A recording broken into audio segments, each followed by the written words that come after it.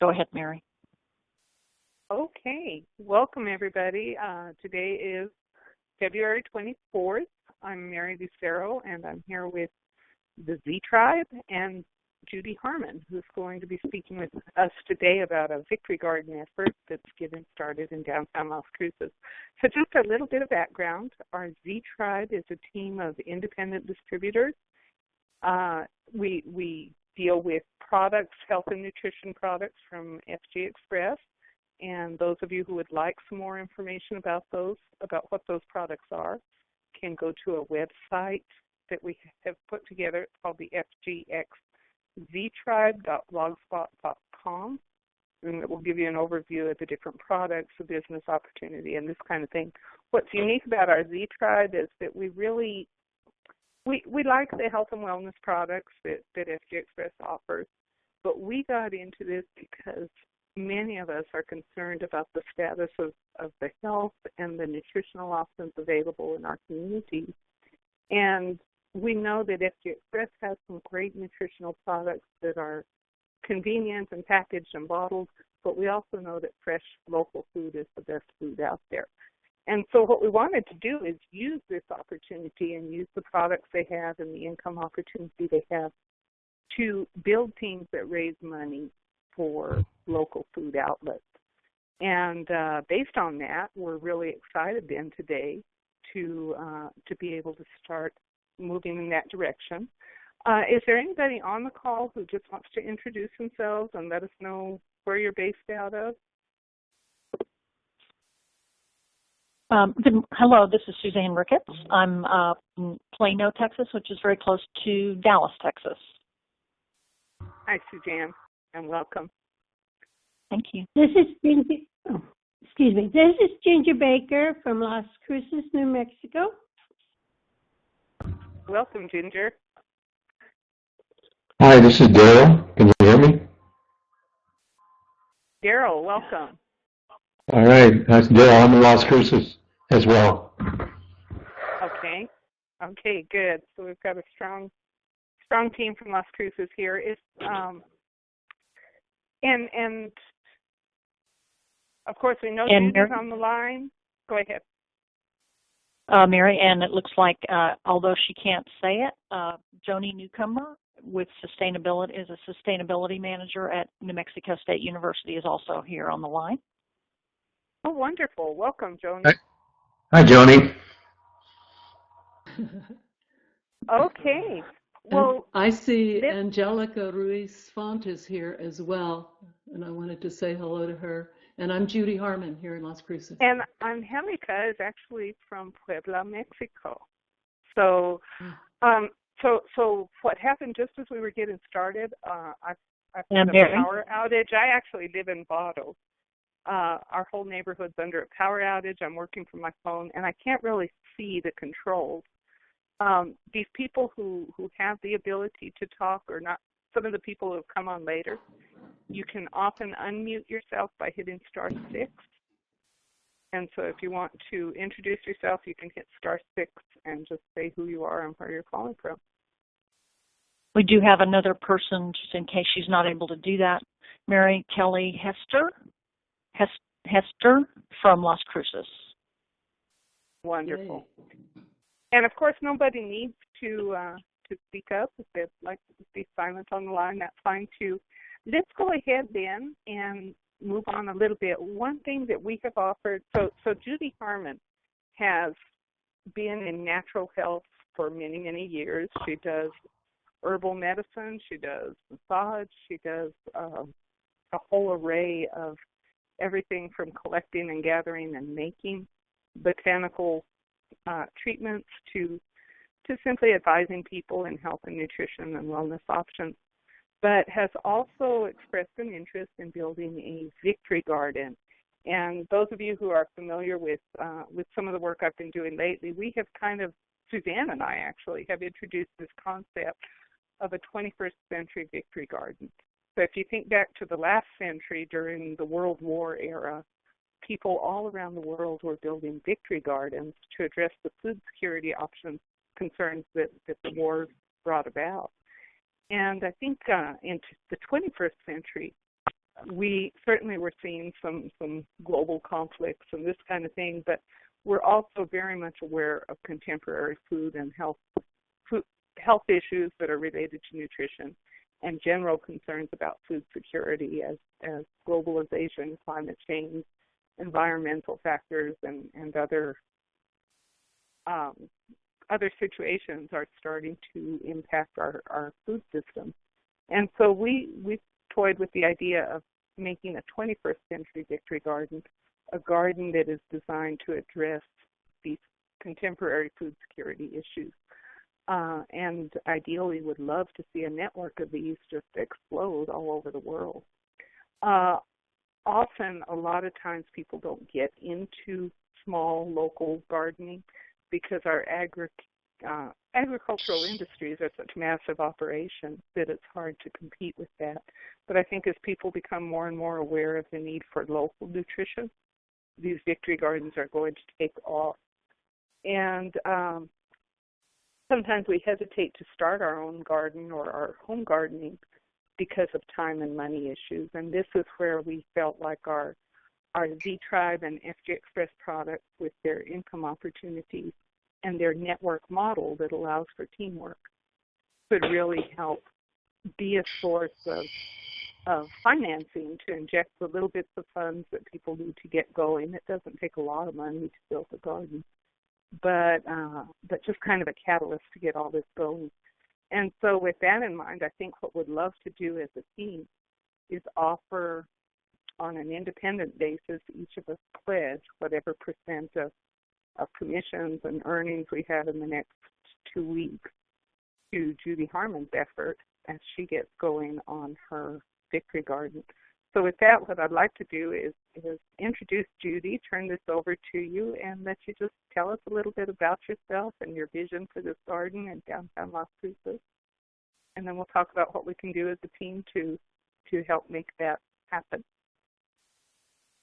Thank you, Mary. I can't even tell you how excited I am, and I can't thank you enough for your I think for just being intuitive and seeing a vision that I have. And the vision is that this place in historic neighborhood on Mesquite Street here in Las Cruces would be a center of health, healing, wellness, community gathering, and a real community development kind of a center for a community in many ways. And since my lifetime profession, about 40 years, is in holistic, alternative to the mainstream health and education. I call it that in one phrase. And this property is 0.4 acres, and most of it is dirt and grass and weeds, with some nice, beautiful home on it. And I've come to realize that there's a responsibility if I own ground. And for me, it's a responsibility to grow food at this point in time because of all the things you said. I'd love to, this could feed a lot of people, this ground right here. And I'm willing to, and have been single-handedly this spring beginning preparing to do that in whatever ways I can. Mary, you saw that and you heard me talk about it, and my vision is that it would be a center for the community so that we'd have gatherings and support other people to do the same, be a model perhaps of what I think other homes could do, and we could have neighborhoods that have central locations where food is grown, or maybe everyone, just lots of different ways it could look. And then when you talked about this income opportunity, of course, I'm looking for income opportunity because I'm working on a real super limited financial situation, and yet I'm really determined that this is the answer for a lot of reasons. And so I'm just devoted to growing food here. Daryl and Kelly are some of my heroes and mentors in this and supporters, and I'm really glad you're here on this phone call. So The income opportunity really appealed to me.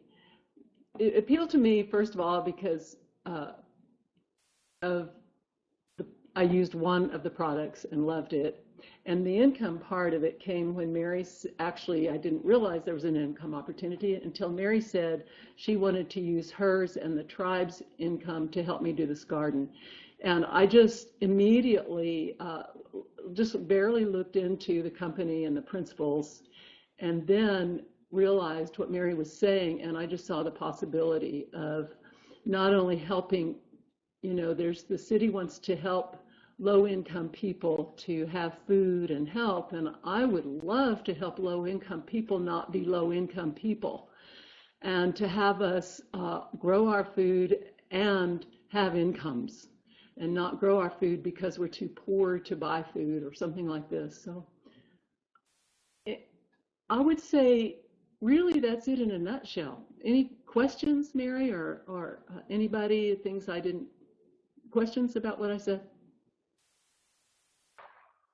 Judy, I think you hit real well what kind of where you're headed and what can happen there and the neighborhood that you're working in. And it also, I think, encapsulates some of the situations we're seeing. I'm really glad that Angelica Ruiz is on the phone, because she and I have worked together in the agricultural sciences, and actually she was a Borlaug fellow. So she came into my lab working through a program that is very focused on global food issues. In fact, she's got teams of women in Mexico doing reforestation projects. And I think what we see all around the world is that it's these little kernels, these little seeds, so to speak, that we plant in neighborhoods that help generate ideas and catalyze the change we need to see. And so I think it's just really powerful that I love your comment that if we have access to land, we kind of have an obligation to grow food in these times, because there are so many layers of truth into that and insight into that as to where we're headed. So yeah, I very much applaud what you're doing. I do want to put out the idea that I found FG Express, I believe, because I already had this vision in mind that we needed to do something that could catalyze a major change in the way people think about what we put in our bodies and how we grow our food.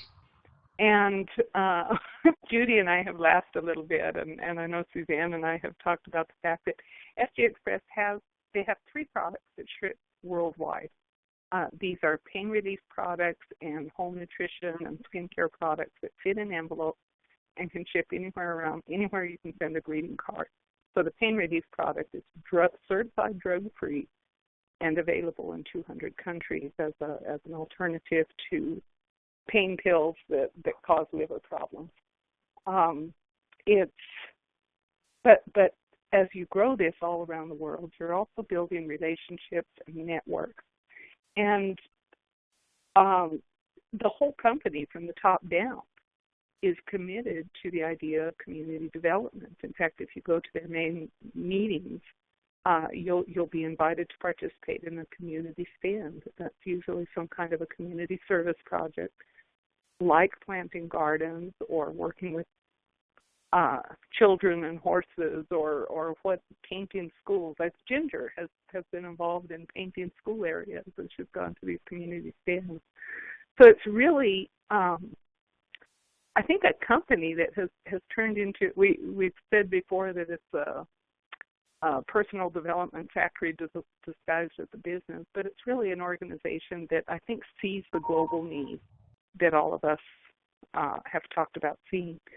So I think everything's in alignment, and all we need to do is kind of start sharing the opportunity with others and letting people know what we have. There are a lot of people out there that need pain products. There are a lot of people who need better sources of nutrition, and eventually we'll get to the point where we all have local access to fresh, healthy food. But in the meantime, or those of us who travel a lot with our jobs or have schedules that just don't allow the slow food ideal, we can also provide some great health and nutrition products for people. Let's see, does anybody else want to share their insights on either the garden or the company, the products? Mary, I could talk a little bit about how, since you and I have connected and talking about gardens, I've really gone kind of wild, at least relatively for me, having my own garden and having fresh food in my own backyard, and thinking about what Judy's talking about doing, and it kind of sparked an idea in me where, I mean, why couldn't we talk to our neighbors about this or whatever? I mean, we have, surely here and there, we have people that are going hungry. If people grew food in the backyard and offered it out, or I mean, there are all kinds of possibilities, certainly. And as far as the pain strips go, they are such a wonderful natural product, and with the opioid and opiate situation in this country, which is, I mean, I'm sure every week now I see a news segment on the terrible situation that we're in with these addictive painkillers, that getting the word out on these to help people is certainly beneficial. Yeah. Thanks for sharing, Suzanne. It's, I want to point out, I mean, the power strips are labeled for temporary relief of minor aches and pains, and yet what we see happening for many people, and of course this is how many natural products work. They're very subtle, and there's maybe a little bit more variability from person to person on how they work. But with regular use, we have had many testimonials of people whose pain has improved. I know when I started using them, I was completely disabled. I was in a severe state of chronic pain.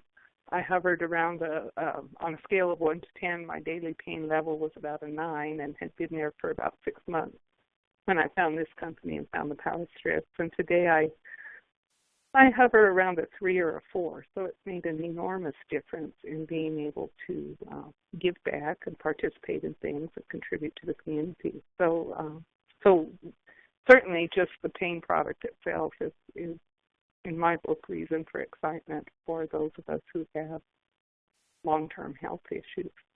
But again, the income opportunity. There are many levels on which this company can help, and the community development, I think, is one of the unseen levels that sometimes doesn't get recognized. Anybody else, Ginger? Mary, we have a suggestion. I'm sorry, Ginger, go ahead if you. That's okay. I have to agree with Mary. I had a really bad knee, and every time I got into the car, I literally cried just to pick it up and put it into the car. And after using the power strips, I don't have that problem anymore. It has really helped a lot. The only time I ever use them is if I, exhaust myself to a degree that I know better than to do, but I go out there and do it anyway. So, but yeah, they are really good. I also use the beauty products, and I love them. And they are really good. I use the Solus. There's several products that I use, and everything I've used, I've liked all of them. Every single one of them, especially the weight loss one. It has helped me a lot. Thanks, Ginger. Yes, and certainly, I dug a little bit when I joined the company. Obviously, I was just taken away with the pain strips, the power strips. But one of the ingredients is a marine phytoplankton that is actually raised in the ocean, and so it's a very complex community of microorganisms. In my book, and this is coming not from the company, but from my opinion as a microbial ecologist, is that we're basically providing cells with the nutrition of an ecosystem to me, this runs circles around things like probiotics that offer a few isolated and cultured strains of microbes, simply because we can't culture most of what's in the environment. And so this is giving us everything. It's giving us the nutrition of an ecosystem, and it's a great way to balance our health. The marine phytoplankton is in several of the FG Express ingredient products, including the power strips. So basically, they've got a great supply of health and nutrition products. Judy, I'm wondering, are you going to be doing anything else as you get this garden growing? Do you have volunteer work days? Do you have other plans that you'd like people to get involved with, helping you? What other kinds of help do you need? I'll tell you what's needed. A truck. I've been hauling 10 5-gallon buckets around, filling them with dirt and compost and mulch. And I need all the makings. I live, down here it's sand. Also, there's the ground itself it has its issues in terms of growing. It really has to be layered with compost and mulch and topsoil, a lot of it. And so I need a truck, and I need those things: topsoil, compost, and mulch. And the city offers those for free, that compost. I'm not sure about how to know if what I get is clean in terms of, growing organic food in. So I need help knowing maybe where and how to get those ingredients for a good garden soil. And I need help actually getting those ingredients to the house. Or if I order them from a landscape company to be delivered, I would need some financial help. If that's, that's what I'm looking at financially, is hiring that done, or finding volunteers that would do it. For me, the income opportunity means that if once there's some income beyond what I do with my own hands, as long as I'm not having to work at the same time and bring in the dollars, if there's some dollars coming in, I can be in the yard working. I'd love to just spend, and do already, spend a good 50% or more of my time outside working in the gardens. The gardens that I have going. And so anyone that wants to look into it or can help in any way, it's about money, time, and labor. That's what it's about, in a nutshell. Okay, well, Judy, I know there are people on this call, myself included, that can get back in touch with you afterwards and offer a lot of what you're asking for. And I'll tell you, I just wanted to tell you one more thing. Yeah, go ahead. Daryl already has offered tons of information in terms of planting in this region, what seeds to plant, heirloom seeds, some plants himself that he is donating, and he is a really good resource. And I know I keep tooting your horn, Daryl, but I think it's important to acknowledge that there's someone in the community who is, does not speak about himself so much, but is underneath such a project at this in such a big way. And so those types of resources, just that moral support and people who have knowledge and expertise. Well, thank you, Judy. And I also have experience in working with school gardens and starting up school gardens through the Master Gardener program. And I also have experience developing community gardens and being an advisor to start up community gardens. So I have growing experience here for 20 years, and I have that kind of organizing experience as well, which we haven't discussed or haven't tapped into up to this point, but that's available. Just let me know when you want it or need it. Daryl also can, he records, Daryl, if I may say, the price of the produce that he grows. So at the end of a season, he could tell you financially, you know, the picture of growing one's own organic food versus purchasing it. And I think in the long run, Mary and Suzanne, that this is real valuable when we're talking to people in the quote low-income neighborhoods, you know, to help people to see what can happen eventually. What is the financial picture of growing our food over buying it? Oh, that's awesome. It's also a lot of work. Yeah. That's a lot of data. Actually, we'll have to talk after the call. Hopefully, Daryl, Judy can put me back in touch with you because Sure. I've found some resources that might help with that kind of documentation effort as well. And Okay. certainly, we're all interested in the best way to get these community gardens going in different areas. Well, what I have found in working with people is that they don't really understand what they're producing or how much they're producing and what the value of that is and what their labor is worth. It just adds a definable dimension to what you're doing. It also will tell you a lot about your soil health. If your productivity goes down, you know your soil health is going down. Or you're just turning into a lazy gardener. Right? There's also that. Okay, okay. And that's something Judy and I have talked about is maybe even holding some soil health testing workshops at her place to start helping people recognize that before they get the low yield. And Yeah, I just watch the plants. and The plants. Go ahead. Well, I watch the plants. They tell me. Okay. Okay. So those of you on the call who are interested in helping with this, the best way to proceed from here is to get back with the person who invited you to the call, and we can connect you to Judy, and of course maybe Judy invited you to the call, and we'll just move through like that.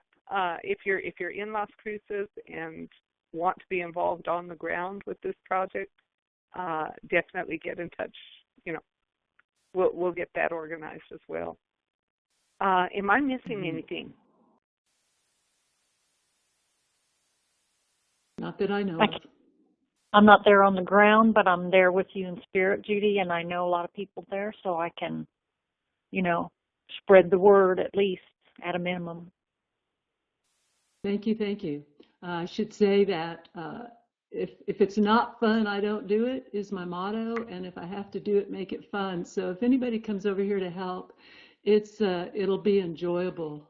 And I just want to say that I think it's really important that when we work together, we should be playing together and enjoying every minute, because it's with gratitude. It's with great gratitude that I work the land and that I work with people. So thank you all for being here too. Very nice. I definitely want to thank everybody for coming.